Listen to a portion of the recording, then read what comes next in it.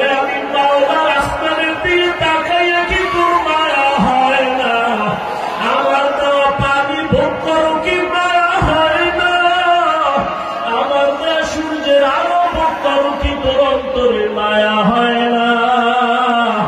যে তোরে টাকা দেয়, খানা দেয়, তার জন্য তোর দিলে এত মায়া। আর আমি আল্লাহ তোরে এত সুন্দর কণ্ঠ দিয়েছি, এত সুন্দর চেহারাটা দান করেছি, আমি মাওলার জন্য কি তোর একটু মায়া হয় না? ও বান্দা, মা বাবা তোরে কাপড় দেয়, খানা দেয়, মা বাবার জন্য তোর এত মায়া।